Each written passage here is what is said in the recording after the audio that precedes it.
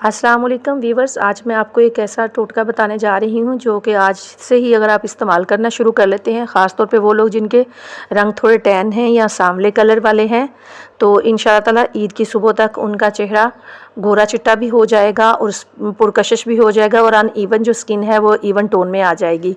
तो चलिए स्टार्ट करते हैं। इसके लिए हमें चाहिए 1 स्पून बेसन, यानी कि 1 चम्मच बेसन, 1 चम्मच बॉयल मिल्क। इसमें हमें डिब्बे वाला दूध या पाउडर वाला दूध नहीं चाहिए, बल्कि ताज़ा दूध चाहिए, और वो भी कच्चा दूध नहीं चाहिए, बल्कि बॉयल हुआ हुआ ठंडा करके दूध, उसमें से 1 चम्मच लेना है।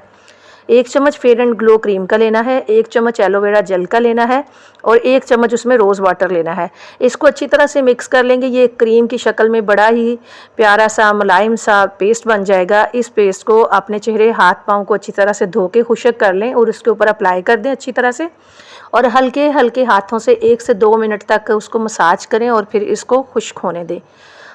आधे घंटे तक इसको लगा रहने दें। आधे घंटे के बाद अच्छी तरह से पानी से धो के साफ़ कर लें चेहरे को, हाथ को और पाँव को, और गर्दन के ऊपर ज़रूर लगाइएगा, क्योंकि बाज़ औक़ात लोग टोटके वगैरह या क्रीमें यूज़ करते हैं तो वो फेस पे लगाते हैं, नेक पे नहीं लगाते, जिसकी वजह से चेहरे और नेक में बहुत ज़्यादा फ़र्क नज़र आता है।